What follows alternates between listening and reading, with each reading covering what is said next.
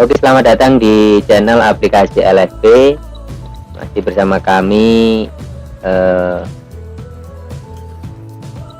tim develop dari Sistem Informasi Lembaga Sertifikasi Profesi.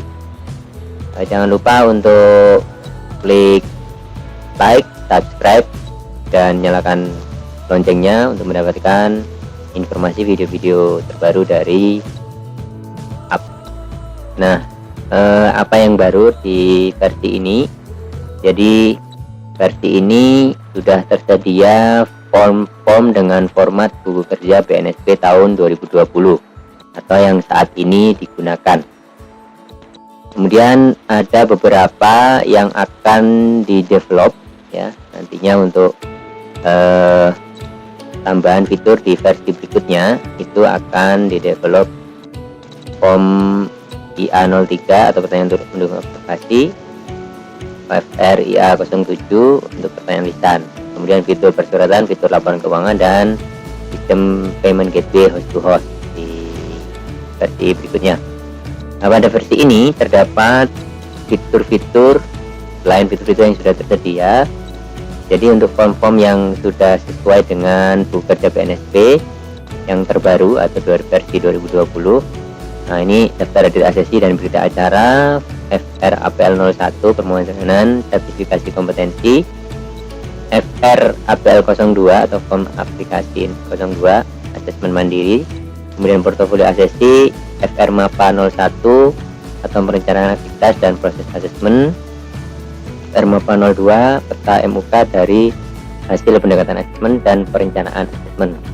Kemudian FRAK 01 atau formulir perjalanan asesmen, FRAK 02 formulir rekaman asesmen kompetensi, FRAK 03 umpan balik dan catatan asesmen, kemudian FRAK 04 formulir banding, kemudian FRIA 01 checklist observasi aktivitas tim pekerja atau tempat kerja simulasi, FRIA 02 tugas praktik demonstrasi, FRIA 10 klarifikasi bukti pihak ketiga, kemudian FRIA 11 checklist meninjau instrumen asesmen, FRAK 05 laporan asesmen, FRAK 06 meninjau asesmen, kemudian FRVA memberikan kontribusi dalam validasi asesmen. Oke, bagi yang baru join di channel aplikasi LSP ini, apa sih sebenarnya informasi LSP ini atau LSP?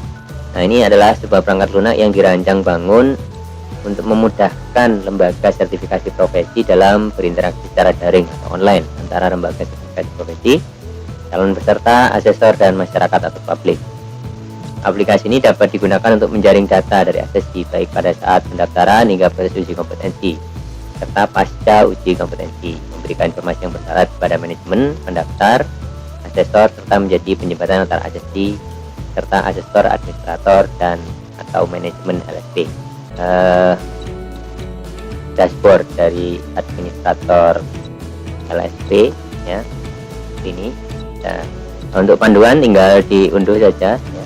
Unduh, ada untuk panduan administrator, kemudian juga dilengkapi juga panduan untuk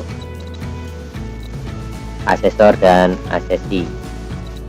Jadi untuk asesor di halaman asesor bisa diunduh juga buku panduan untuk asesor. Nah, kemudian untuk asesi juga bisa diunduh dari halaman asesi. Kemudian di versi ini juga tersedia untuk akun pengusul. Artinya biasanya beberapa LSP itu punya kerjasama dengan dinas atau kementerian atau lembaga-lembaga yang terkoordinir. Nah, sehingga untuk asesi biasanya dikoordinir oleh lembaga tersebut, sehingga ada akun untuk pengusul, misalnya dinas atau lembaga pelatihan dan lain sebagainya yang belum memiliki LSP sendiri. Oke, kita coba masuk ke dashboard administrator. Ya, di dashboard administrator ini diakses dengan /admin di belakang domain di belakang domain induknya ya. Kita coba.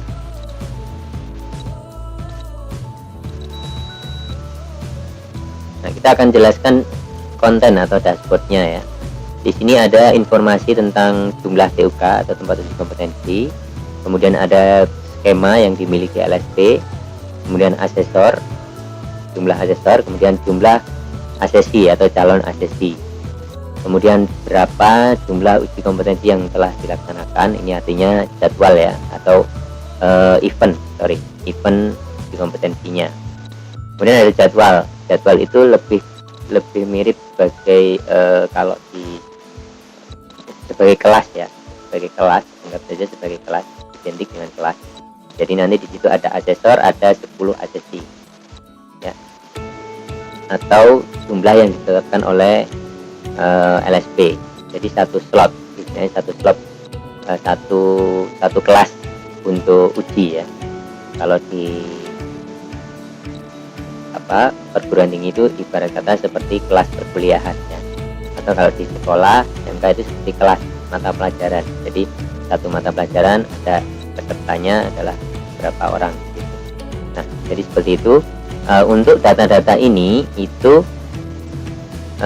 LSP harus melakukan, ada data yang didapatkan dari proses ya, dari mulai proses pendaftaran, ada data yang harus di-entry oleh LSP. Nah, untuk data yang di-entry itu misalnya data asesor, kemudian ada data skema, kemudian ada data TUK. Waktu ini dilakukan entry dahulu pada saat instalasi aplikasi. Setelah instalasi, maksud kami setelah instalasi baru nanti ada setup atau inisialisasi data. Jadi entry data. Kemudian untuk data asesi ini ada dua cara. Satu bisa secara natural melalui formulir pendaftaran, atau bisa dilakukan impor data dari file Excel untuk impor ke sistem. Nah, untuk uji kompetensi ini dilakukan entry untuk pada saat penjadwalan. Nanti secara otomatis uji kompetensi ini akan mengelompokkan ke dalam beberapa event. Ini berdasarkan tanggal dan skemanya. Nah, nanti untuk jadwal ini berdasarkan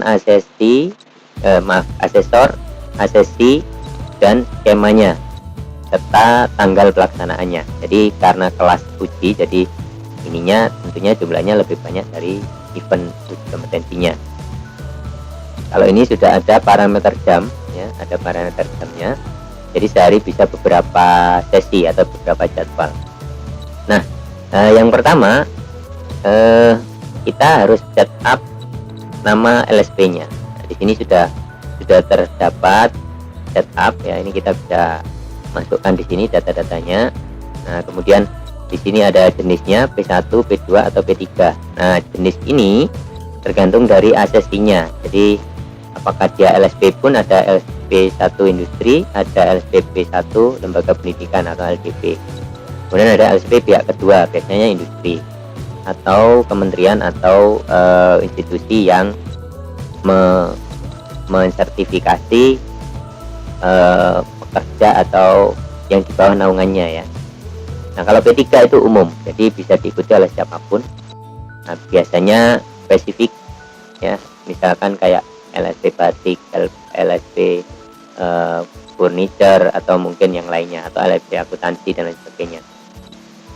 Nah, data-data bisa di-entry kemudian ditambahkan. Nah, sebenarnya aplikasi ini juga mendukung multi LSP sehingga bisa terdapat dua. Cuman disarankan memang untuk digunakan hanya satu LSP untuk satu aplikasi. Nah, mungkin ke depan pengembangannya akan diarahkan ke multi LSP. Nah, untuk mengubah data tinggal gunakan yang di sini. Nah, data yang wajib diisi itu adalah nama, alamat email, kemudian data-data lainnya seperti telepon, fax, nomor WhatsApp, alamat dan sebagainya. Kemudian nomor lisensi dan masa berlaku lisensi. Nah, kemudian websitenya ini nanti akan digunakan untuk sistem secara keseluruhan. Jadi URL dari websitenya LSP, sistem informasi LSP-nya. Nah, Kemudian untuk lokasi LSP-nya bisa ditambahkan dengan embed Google Maps. Jadi nanti tinggal diambil dari Google Maps, kemudian di copy paste ke sini, kemudian disimpan perbarui data. Nah, itu untuk data dasar untuk lembaga sertifikasi profesinya. Nah, kemudian LSP itu memiliki standar kompetensi yang dirujuk atau SKKNI atau standar kompetensi khusus atau standar internasional. Nah, nanti tinggal ditambahkan saja. Jadi di sini ada ini yang sudah ditambahkan di sini. Nah, ini untuk dokumen SKKNI-nya. Ini tidak diunggah. Jadi dokumen nanti kita tinggal pilih ya. Tinggal pilih standarnya pakai SKKNI, SKK atau standar internasional. Nomor standarnya berapa, judulnya apa, legalitasnya, sektornya, subsektor, hingga penerbitnya atau kementerian mana. Kemudian dokumen SKKNI atau standarnya bisa diunggah di sini, kemudian tinggal ditambahkan. Nah, ini fitur terbaru dari versi 1.0.6. Nah, kemudian di sini kemudian entry berikutnya adalah entry skema. Setelah standar kompetensi diinputkan, kemudian dimasukkan skema. Nah, skema, nanti tinggal kedalaman bukti yang akan diperoleh. Nah, ini ada dua, ada elemen kompetensi, ada KUK dari unjuk kerja. Nah, beberapa LSP itu lebih memilih elemen karena memudahkan asesor dalam melakukan checklist, sehingga tidak banyak yang di checklist, hanya berdasarkan elemen. Kalau kedalamannya KUK ini sangat detail. Jadi untuk unit kompetensi yang banyak itu akan menyulitkan asesor pada prakteknya, karena banyak sekali yang akan diisi nantinya, diberikan tanda centang ya pada saat uji kompetensi. Termasuk asesi pun juga akan butuh waktu yang lebih lama untuk pengisian ketika itu kedalaman buktinya sampai kriteria unjuk kerja.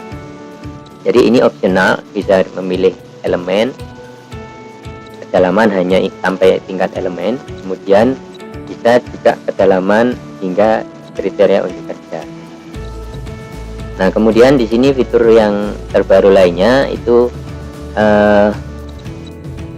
ini sudah navigasinya sudah diperbaiki dari versi. Jadi untuk menambahkan unit kompetensi, nah ini tinggal ditambahkan saja. Ini sudah ada dua bahasa bilingual, jadi nanti tinggal masukkan dalam bahasa Indonesia, bahasa Inggris, kemudian jenis standarnya.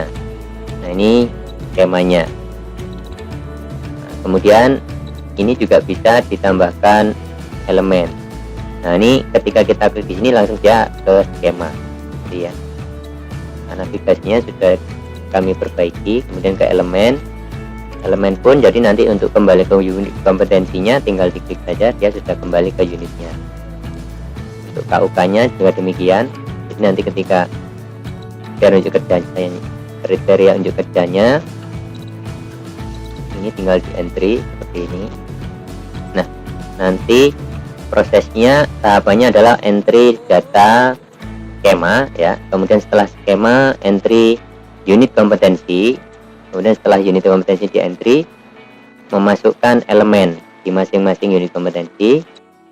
Setelah memasukkan elemen, dimasukkan kriteria unjuk kerja di masing-masing elemen. Nah, jadi hierarkinya yang paling dalam atau yang paling ujung adalah kriteria unjuk kerja, kemudian level di atasnya adalah elemen kompetensi, kemudian di atasnya lagi adalah unit kompetensi, di atasnya lagi adalah skema kompetensi.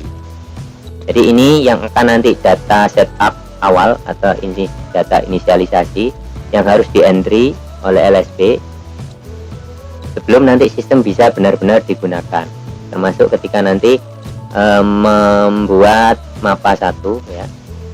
Mapa 1 ini juga berdasarkan data yang di entry sebelumnya. Nah, ini juga mapa 1 dan mapa 2 ini juga bisa diupdate, diperbarui oleh admin LSP ataupun asesor ya. Jadi ketika nanti ada update, nanti otomatis master mapanya berubah ya. Nah, ini ada 3 tahap untuk mapa satunya. Jadi ada tahap 1, bagian 1, bagian kedua, dan bagian ketiga. Jadi memang mapa satunya ada 3 bagian. Jadi sampai dengan bagian ketiga. Selanjutnya pemapaannya pun juga bisa diunduh dalam bentuk PDF ya. Jadi outputnya harus sudah dalam bentuk PDF seperti ini. Jadi ini sudah ada tambah update di versi 1.0.6, sudah berbentuk PDF, sehingga kesalahan pengisian itu dapat diminimalisir oleh asesor maupun admin LSP. Nah, berikutnya demikian hanya dengan mapa 2 ya. Mapa 2 juga sama, dia per unit kompetensi pengisiannya, makanya harus diisi terlebih dahulu unit kompetensinya, baru nanti bisa mengisi mapa 1 dan mapa 2. Karena di sini mapa 2 nya terdapat unit kompetensi. Ini akan merujuk ke unit kompetensi yang di entry pada skema, unit, dan elemen. Oke, jadi itu fitur terkait dengan setup awal untuk sistem informasi LSP ini. Kemudian setelah itu, sebelum pelaksanaan uji kompetensi, dari LSP bisa menentukan biaya ujinya.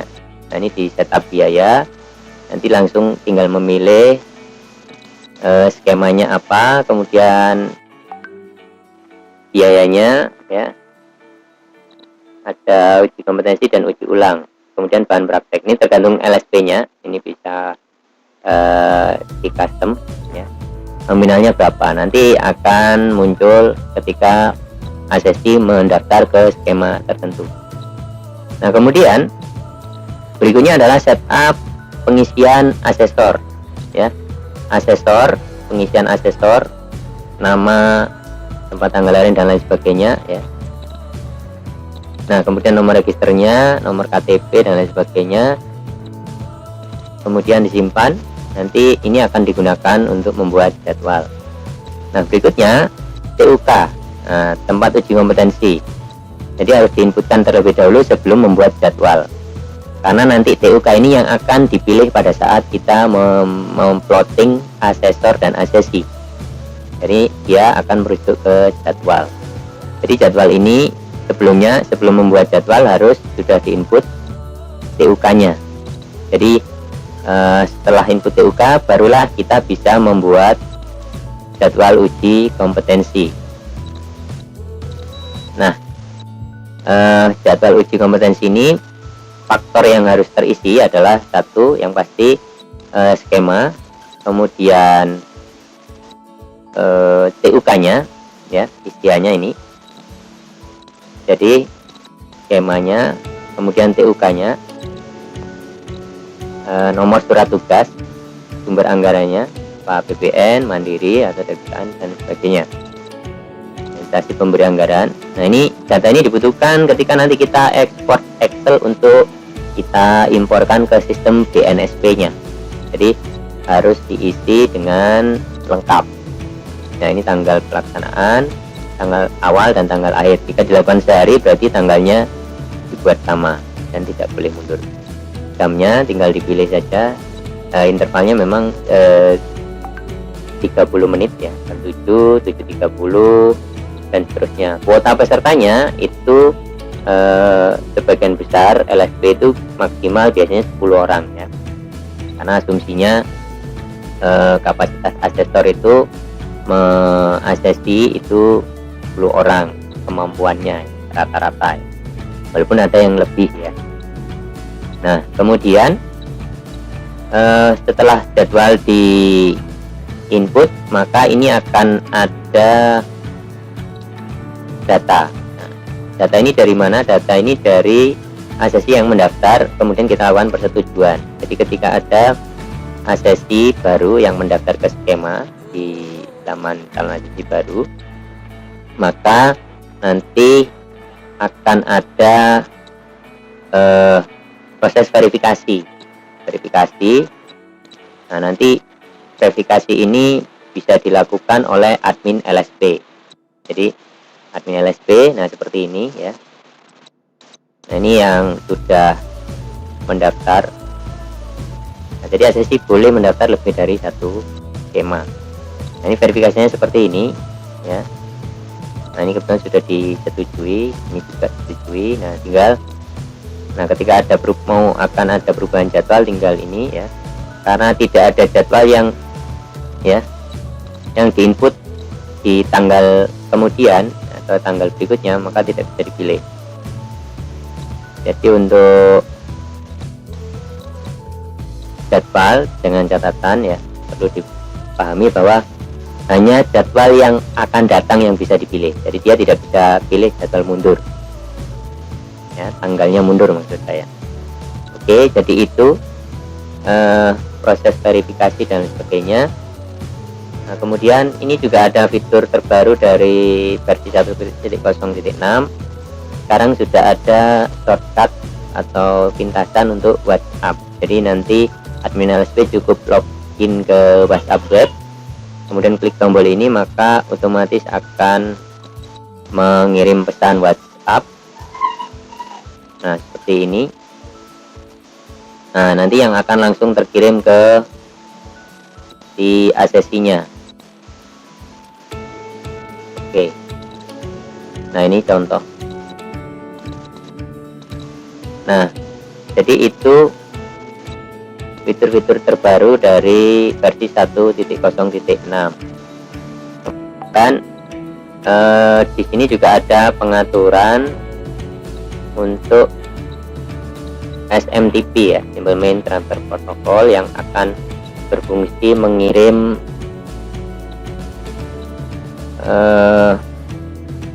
ini konfigurasi mail server atau SMTP servernya.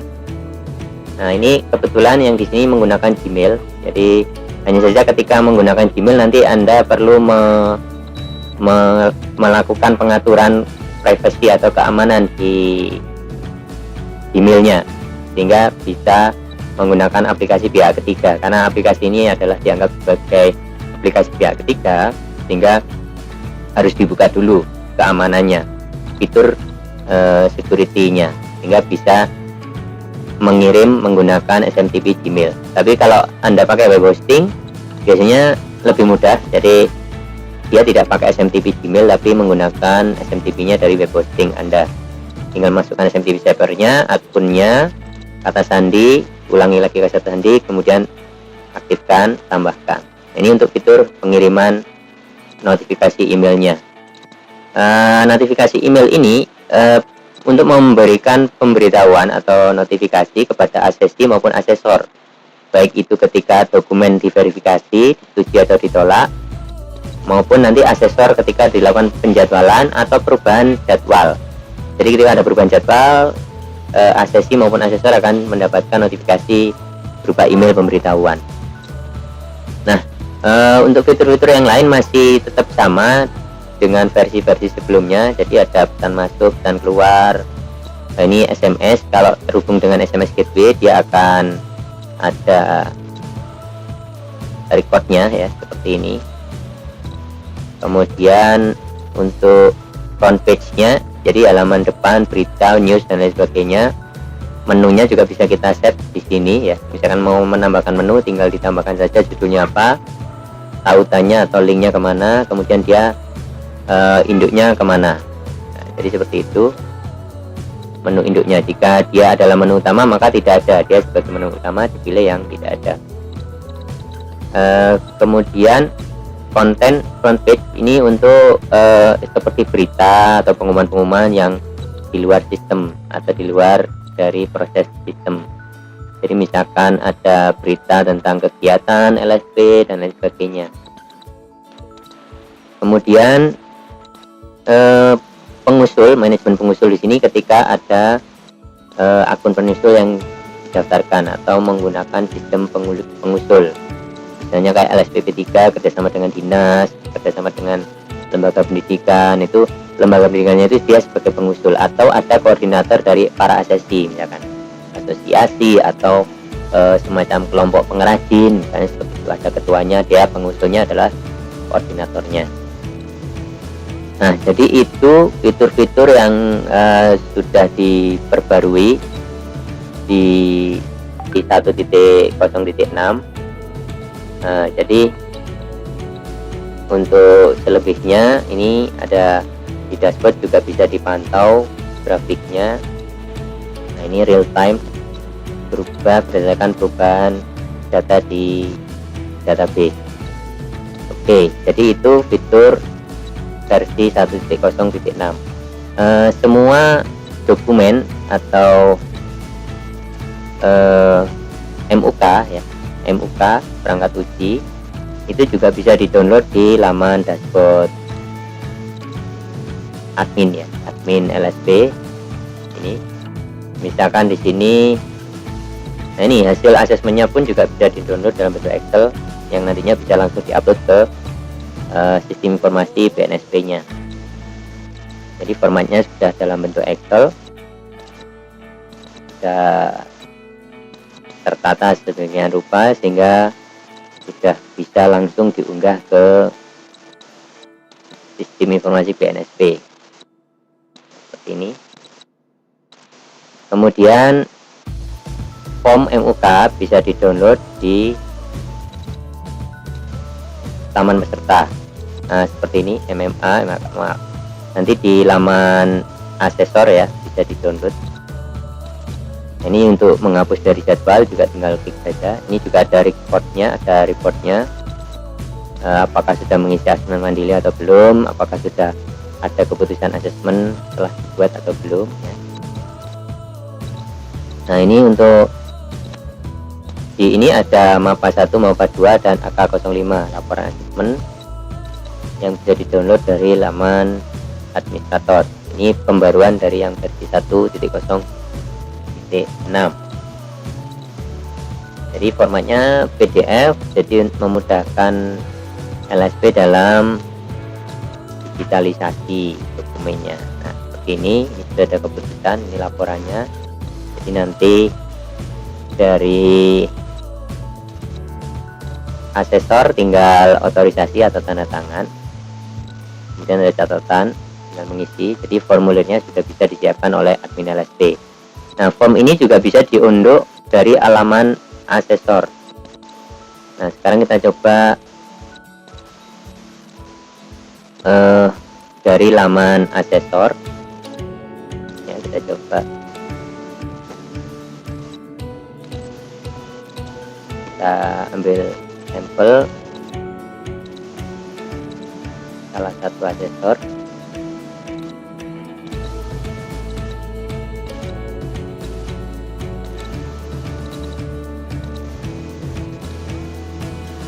Dari laman asesor,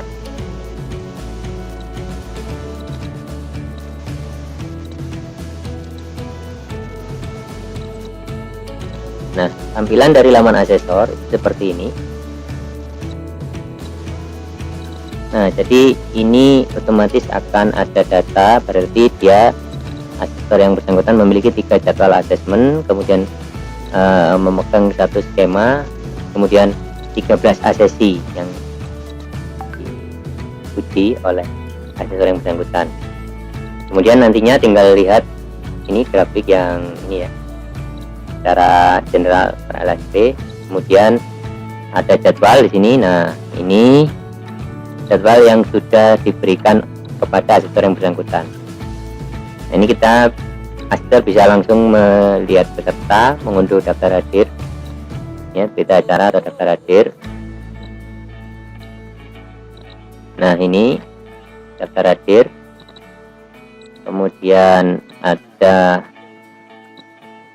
bisa melakukan input MAPA ya, MAPA 1. Kemudian bisa mengunduh MAPA 1-nya. Ini tentunya kalau sudah diisikan oleh admin maka tinggal di-download saja. Tapi kalau belum, maka asesor harus mengisi terlebih dahulu. Nah, kemudian berikutnya adalah mapa 2 input ya, input mapa 2.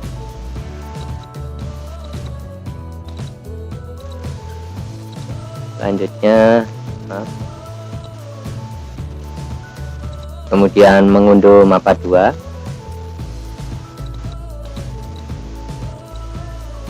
Nah, ini mapa 2-nya yang sudah terisi. Nanti tinggal diisi catatan dan otorisasinya. Kemudian mengunduh form AK05 atau laporan asesmen.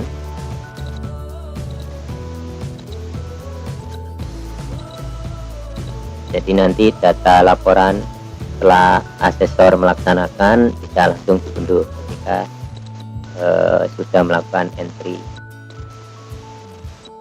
Nah, seperti ini laporan asesmennya. Jika ada yang belum kompeten, nanti akan ada keterangan bagian kanan. Selanjutnya form AK06 meninjau proses asesmen.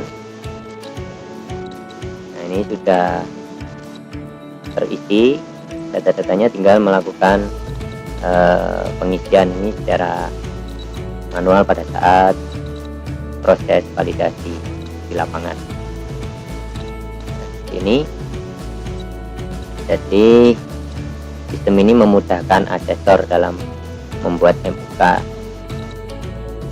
Kemudian untuk form-form per asesinya bisa dilihat di pilihan lihat peserta. Nah, di sini ada formulir dari mulai checklist, MAK01, APL01,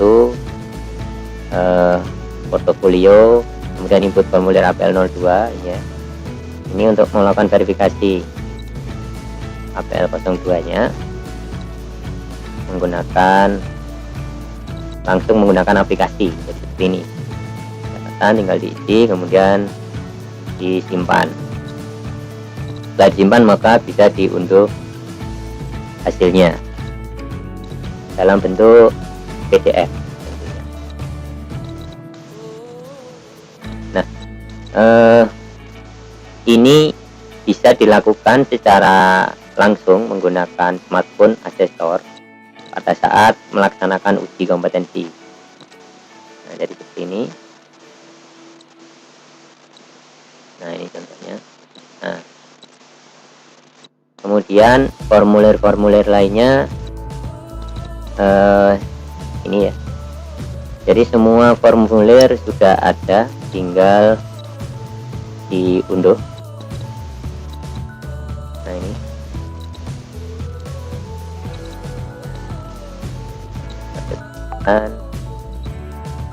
Kemudian formulir rekaman. Nah, di ini.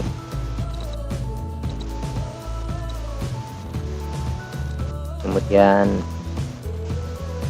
formulir AK03, umpan balik catatan asesmen. Selanjutnya AK04. Nah, ini banding asesmen. Kemudian IA01 checklist. Nah, checklist ini bisa dilakukan input ya, checklist pada saat asesmen bila diinginkan menggunakan paperless ya. Jadi sudah diberikan fasilitas untuk pengisian. Nah, ini ketika belum konten ini otomatis merah. Nah, ketika sudah di entry bisa juga diunduh hasilnya dalam bentuk PDF. Nah, ini hasil dari ini dalam bentuk PDF.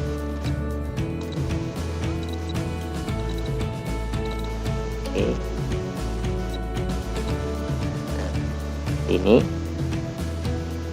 Nah, ini karena penilaian lanjutnya tidak diisi, jadi dia nggak muncul. Harusnya ketika diisi dia akan muncul, ketika BK dia akan muncul penilaian lanjutnya. Nah ini karena BK tapi di sini tidak diisi. Nah, ini selanjutnya formulir berikutnya adalah tugas praktek demonstrasi. Nanti tinggal di download kemudian diberikan ke I. Nanti tinggal pilih saja di unit mana yang diminta untuk mendemonstrasikan. Nah ini nanti tinggal mengisikan isinya, kasih waktu berapa menit. Jadi sudah karena di sini sudah tertera nama sesinya, jadi sehingga tinggal mengisi namanya, maaf, durasinya. Kemudian FRAIA 10 klarifikasi bukti pihak ketiga, formulirnya nanti bisa juga diunduh oleh asesor untuk dimintakan klarifikasi ke pihak ketiga.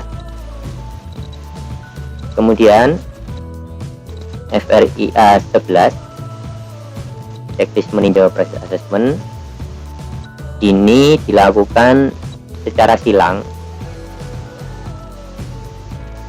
untuk meninjau proses assessment asesor lain.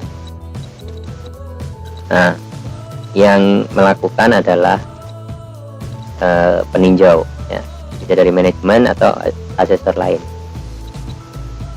Kemudian validasi assessment VA,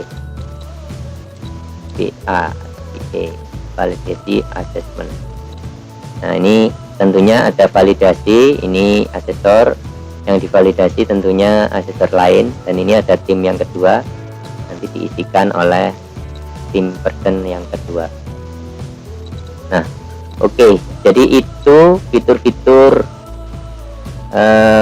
terbaru dari versi 1.0.6 ya.